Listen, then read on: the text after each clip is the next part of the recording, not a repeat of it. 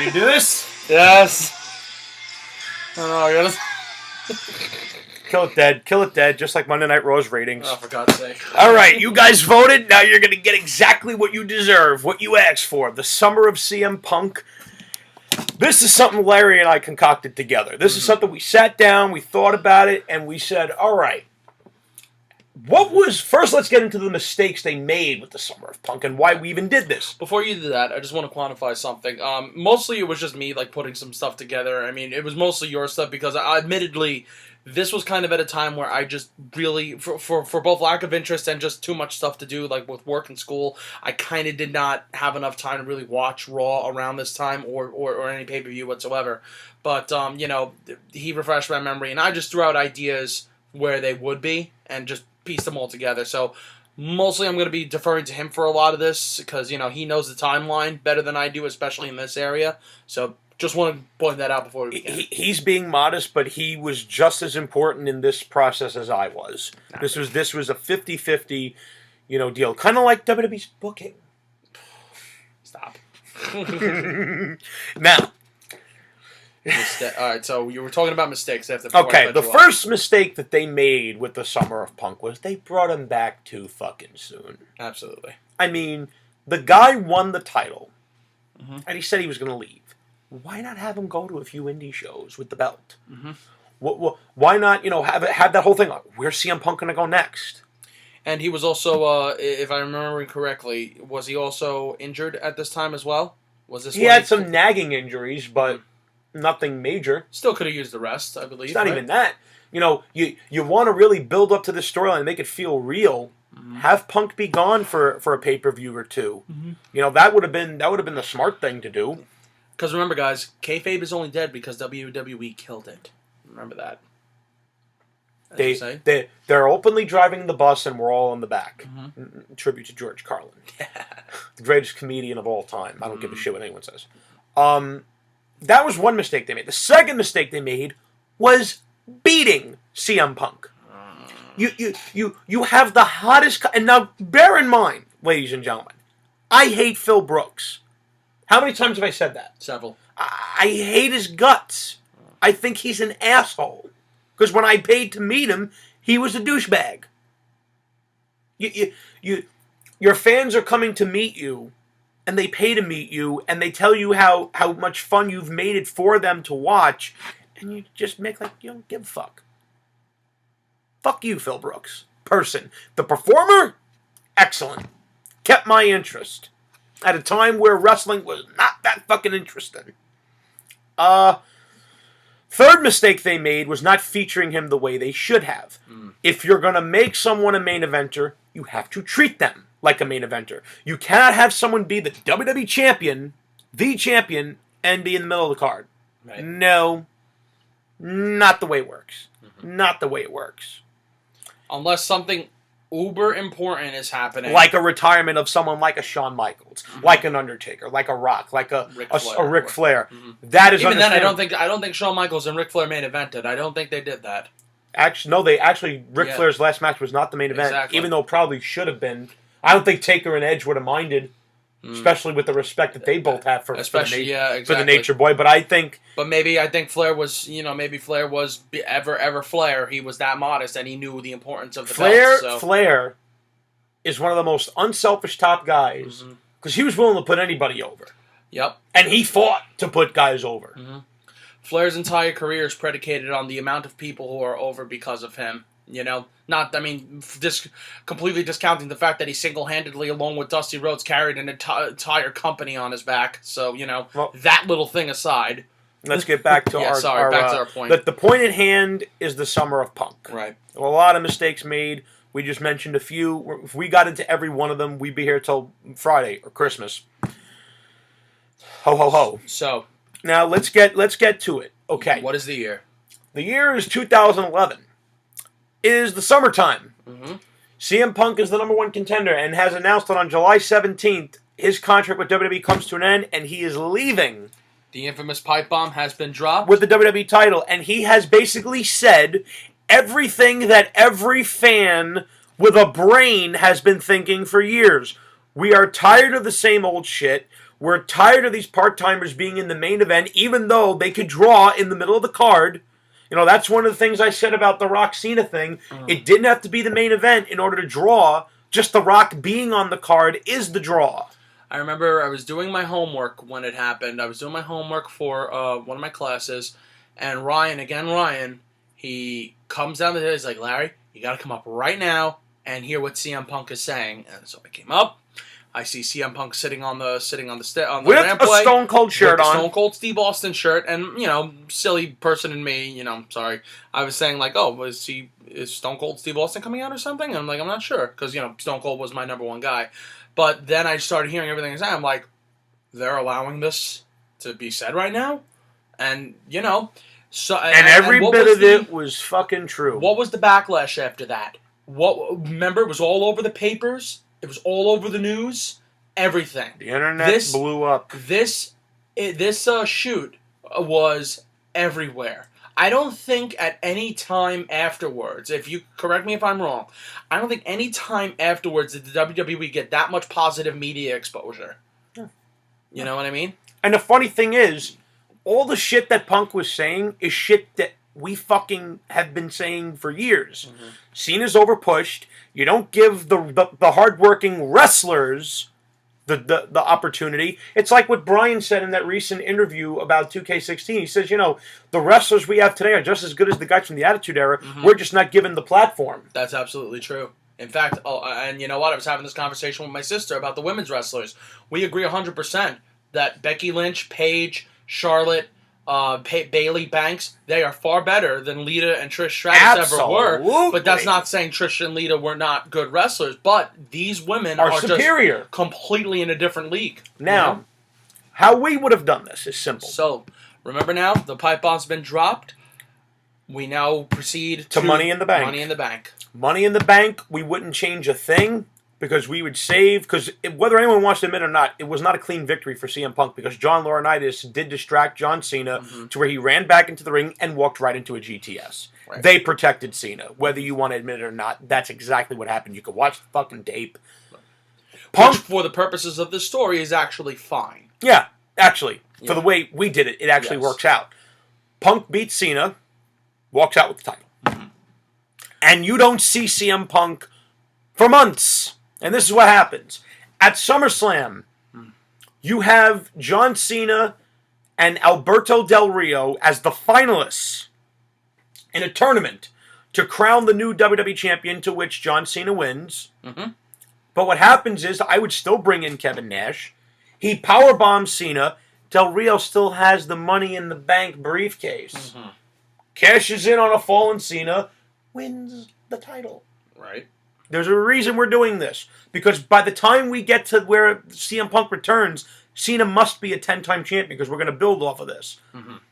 Now, what was after SummerSlam is Night of Champions. Nice. Thank you. We would have had Del Rio escape with the title via disqualification. Then it's Vengeance. If I'm not mistaken. I think so. I'm not sure. Or is it Hell in a Cell? I'm not sure. I was leaving this one to you, remember? Okay. I'm going to say after Night of Champions, it was Hell in a Cell. Mm-hmm. It was Hell in a Cell. Right. To where Del Rio would be in the match with Cena inside Hell in a Cell. Right. But what we would do is we would have Ricardo Rodriguez get involved somehow to where he slips Del Rio a pipe and he cracks Cena over the head so Cena's protected. But at Vengeance, which did follow, Cena would defeat Alberto Del Rio in a last man standing match to win the WWE title for the 10th time. Right. The second that Cena starts celebrating with that title, and at this point, that music has never been on WWE television. Right. Nobody knows what the fuck that means other than the people that have watched Ring of Honor and know CM Punk's history. CM Punk comes out with the WWE title in hand, in his gear. Crowd, no doubt, would be going fucking nuts. Yep. And he gets in John Cena's face, he raises the title above his head. The next night on Raw, Vince McMahon's hot about it. Because he fucking hates CM Punk. He makes CM Punk. He makes no bones about it. Hates him. Does not want CM Punk working for him. Now it's vengeance. Now, yeah. CM Punk revealed Triple H gave him a call, offered him a very lucrative contract that he just couldn't refuse. And then he basically tells John Cena, you're walking around here with the WWE title when the fact is I got the real one over my shoulder. Because I beat you. And CM Punk basically says, if you're the man that I think you are, you'll fight me one more time. So we can find out who the better man truly is. Right. And John Cena, being John Cena, accepts. Vince McMahon is hot about it because now something's been promoted that he's in no control over. So he has to let the match happen. He has no choice. Yes. So Triple H has gone over Vince McMahon's head. Because he is the COO. Vince now tries to get his own puppet referee to ensure the result that he wants. Right. He has said, I don't want CM Punk in my company. I don't want him as my champion. He makes it very clear. So he tries to make John Laurinaitis the special guest referee. Right. And Triple H proceeds to pedigree Mr. Laurinaitis and make himself the special guest referee. Now, isn't that what happened at SummerSlam? I believe it is. And it's in Madison Square Garden. So it means something. Now, at Survivor Series, this is what you do. And I know some people are going to shake their heads when they hear this, but it's something that I feel and Larry felt needed to be done. At Survivor Series, you have a whale of a match between Cena and Punk. Whether anyone like myself wants to admit it, the best matches that John Cena ever had was with CM Punk because they had that chemistry that John Cena so sorely lacks with Randy Orton. So, they have a good match, which I have no doubt they would have. But then John Laurinaitis and Vince McMahon start walking down to the ring. And Triple H is hot about it. He's pissed off. Right. He's outside arguing with them.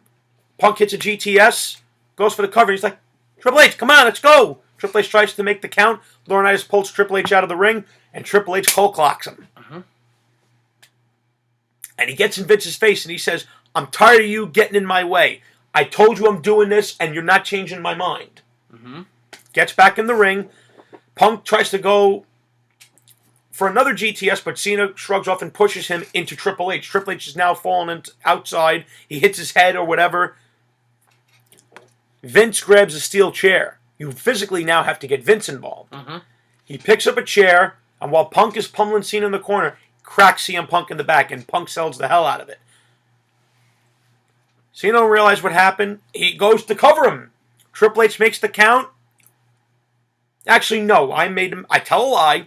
Vince takes off his tie and his button-down shirt and reveals a referee shirt. He goes to make the count, and Punk kicks out. Now he's yelling in Cena's face.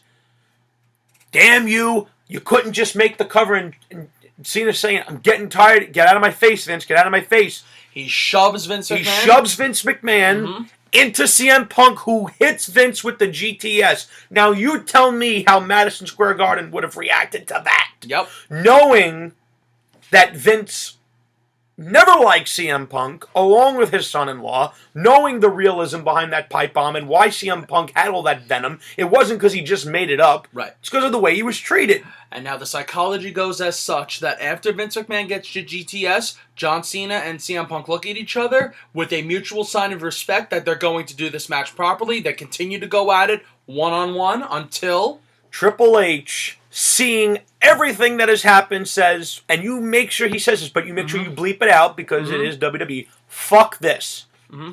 Goes under the ring, picks up the fucking hammer. Now, while the two guys are trading blows, they both turn to Triple H, and then Triple H hammers CM Punk as hard as he can. Punk is out. And John Cena and Triple H are now face to face. Cena's looking down that Punk is out. And they smile at each other. John Cena walks over casually to CM Punk. Attitude adjusts him and gets the 3 count. All the while, Vince McMahon is laying in the corner with a smile on his face that Satan himself would be proud of. And John Cena does what he should have done from the very beginning of this angle. He turns fucking heel. Why do you do this? Because you are projecting interest. Yes. Number one. Number two, you are playing off of how the fans fucking feel about this cancerous fuck who is constantly in the way of better business being done. Right. And the very next night on Raw, you have Triple H come out at the end of the night with Vince, and John Cena comes out, and I suggested he have new music, but Larry thinks it's better that he keeps it.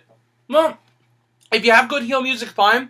But because this John Cena theme is the one that we as fans have all grown to hate and loathe, again, respectfully play.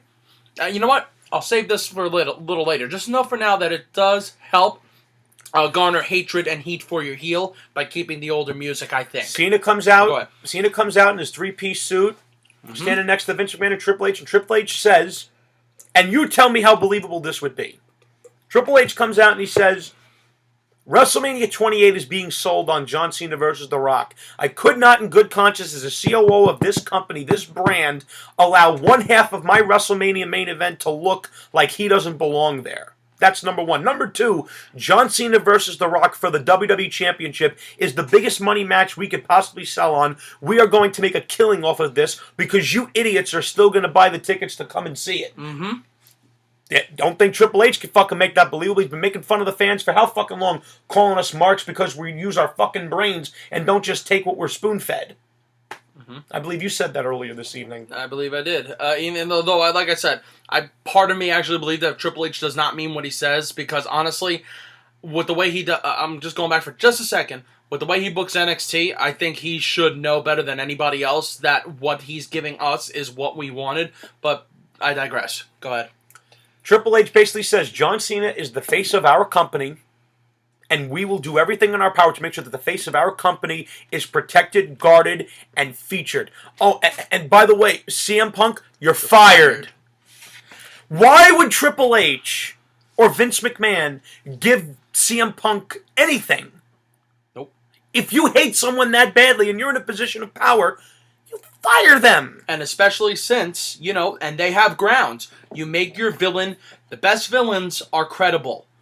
You make your villains have ground to stand on. CM Punk, you disrespected this company by stealing WWF property, i.e. the WWF Championship. You have disrespected this sport by defaming our champion, our face of our company. And us as the establishment. Without us, there is no CM Punk. There is no, anything. WWF There's no anything. E. And for, excuse me. And force for of habit. And plus it flows better. WWF, yeah. WWE, yeah. I know, but okay. Get the F out. Minor point. But there it is. There is all the ammo you need right there. Now, look at what you got in the ring right now. You have Vince McMahon, the person who is accused by the fans that he has lost touch with his audience. You have Triple H, a man who many times has been accused of not putting the right guy over in his career. And then you have John Cena, the glass ceiling. But I thought he wasn't the glass ceiling. You're right. The glass ceiling. Look at what you're doing. You are telling a story that your fans want to hear. You're putting the people in the roles that the fans want to see them as. And you're respectfully acknowledging what the fans are saying by giving them what they want. And you're making money off of it. Exactly. And you have gained interest, and you have now elevated CM Punk, even by him not being there. You have elevated CM Punk into from the anti-hero to the hero, the tragic hero of the story. Now, here's the question on everybody's mind right now. We have substituted the main event of Survivor Series from, we've substituted two, John Cena and CM Punk, replacing what was John Cena and The Rock versus Team Awesome Truth. Okay, so, yeah. That aside, just so you know, what is The Rock doing right now? Well, there were plenty of capable stars that The Rock could have been feuding with at the time. One of which was a certain individual by the name of Daniel Bryan. Now, I would have personally had The Rock in a match, an exhibition match against Daniel Bryan, to one, make The Rock look good by competing against Daniel Bryan in an amazing match. And there's a reason why Daniel Bryan is the opponent for The Rock, which we will get to a little later. But let's, for the sake of argument, say that that was what The Rock was doing at the time. Go ahead, James. And don't forget, Daniel Bryan was the Money in the Bank holder for the World Heavyweight title, which he would then win at TLC. Exactly. At the time. At that source. So let's keep going now. All right, now, John Cena is your WWE champion. He is with Vince McMahon and Triple H. Mm-hmm. Triple H has subsequently fired CM Punk. Mm-hmm. The next pay-per-view, as you said, is TLC. The next pay-per-view is TLC. John Cena is the WWE champion, and the only person willing to challenge John Cena at this point, and I know some people are going to shake their head when they hear this because it's an opponent he's had many times. We still get vibes about it just thinking about it. We still get a but cringe. It makes sense in this instant. Randy Orton. Mm-hmm. It's a TLC match. But here's something we have to point out, though. The roles have now officially been reversed. While you have seen Randy Orton and Cena go for it a million times at this point, you've never seen Cena in the heel position this time, or Orton in the babyface. So even that much, at that time, because by 2014, forget it, all bets were off. You could have shown these two, you could have shown any incarnation of these two in 2014 and nobody would have gone for it. But 2 years earlier, wait, that was 2011, right? So 3 years earlier, that actually could have gained some pretty damn good interest. And plus, you were still compelled to see if a certain someone would show up that night, which in this case is CM Punk. So continue. Now, Cena goes over, and Orton is pissed because, you could have it to where Cena handcuffs him or something, some sort of heel tactic to the rope, and Cena just climbs up there and grabs the title and he's laughing at Randy Orton. And now Randy Orton is pissed. And what you do is this. To set up for the Royal Rumble, where they will have a rematch in a last man standing match. Yes. You have Randy Orton RKO Vince McMahon. Right. Because now that's John Cena's security blanket. And Cena's pissed. And so is Triple H.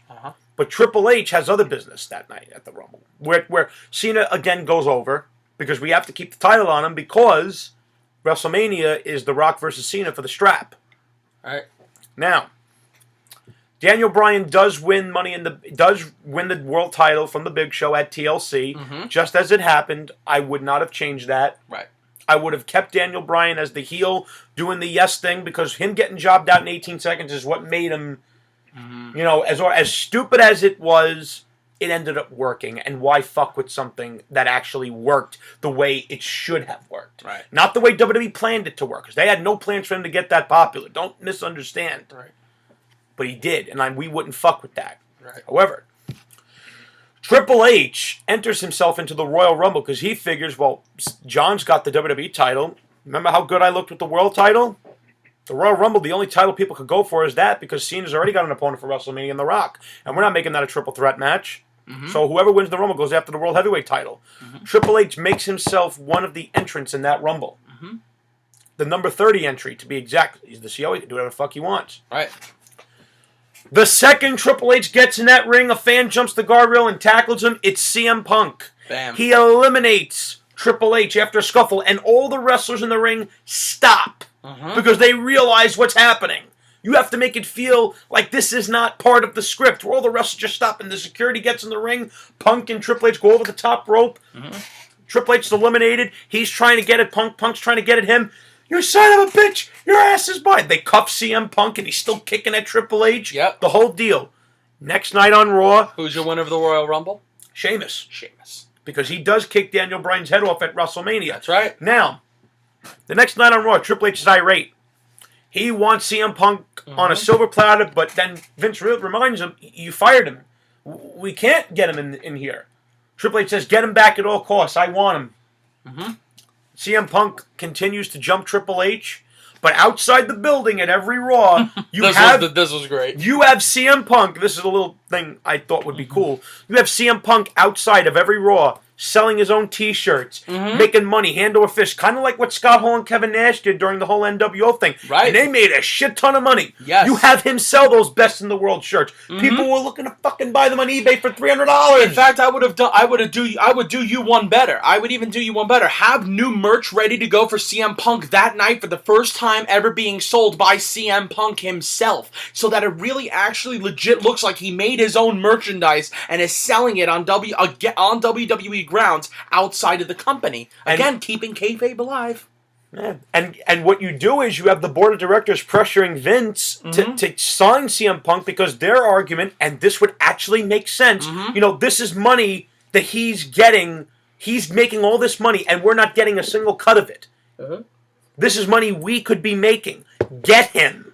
Vince McMahon, around February, leading up to this, I would save this for the night after Elimination Chamber. Where he now Elimination Chamber goes off pretty much as planned. Pretty much. Okay. Pretty much the same way. He comes out and he says, Punk, what can I do to get you back? Punk comes out, he grabs a microphone, gets in the ring with Vince, and he basically shoots on him the way I would love to see CM Punk shoot Vince. He just said, Vince, not for nothing. When I did work for you, you showed me no respect. You judged me based on my background. You always hated me, and you did everything in your power to make sure I always looked like I didn't belong. When all these people have been telling you who they want to see, you ignore them because you're the only game in town. You have him shoot as hard as he can. And he says, you want me back, Vince? I'll tell you what's going to happen. I'm going to make $1 million a year. You hit Vince where it hurts, in his pocket. I don't care what you got to cut. You're paying me what I'm worth. And just as Vince is about to leave the ring, he says, oh, by the way, Vince, before I sign on the dotted line, I want a match with Triple H at WrestleMania. You want me? That's my price. Triple H attacks CM Punk from behind, pedigrees him, Vince grabs the microphone. You got it. Drops the mic.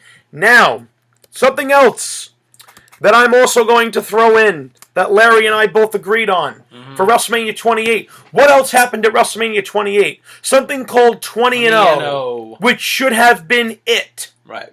Now, a lot of people are remembering, this was a culmination match between Taker and Triple H, but you know what? Honestly, wasn't necessary. That had no business happening in the first place, and I know. It was a good match. It was a great ending. It was a great send-off, but the fact of the matter is, it doesn't matter. That, honestly, with the streak ending, that don't even matter anymore. That's the wonderful thing about the wonderful booking that's been done so far, is that that beautiful 20-0 ending of Shawn Michaels, Triple H, and The Undertaker standing on that ramp and ending it at 20-0. That ending don't mean anything anymore now. So, that having been said, in this story, Undertaker would not be carded, unless that was real, unless he was really hurt. No, he actually was hurt. Okay. They would not play off the fact that Undertaker demanded a match with Triple H. No, because that, honestly, to me, went against the character of The Undertaker to begin with. Because, honestly, no. If The Undertaker won, he won, Only the heel should have been the one demanding that match. I beat you, Undertaker, but that's fantasy booking for another time. So, what we decided was, James, if we were the WWE, and you guys could point and laugh at me because I'm not going to get this match, I would have given Steve Borden anything he asked for to sign with the WWE heading into WrestleMania 28. He was negotiating with that time? Yes, he was. Okay. He's been negotiating with them for years. It just never came through. True. I would have given him anything he asked for that one match.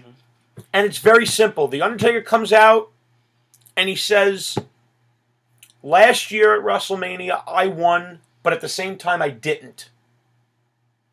So I am issuing the challenge to anybody within the sound of my voice that wants to take my spot as the Reaper.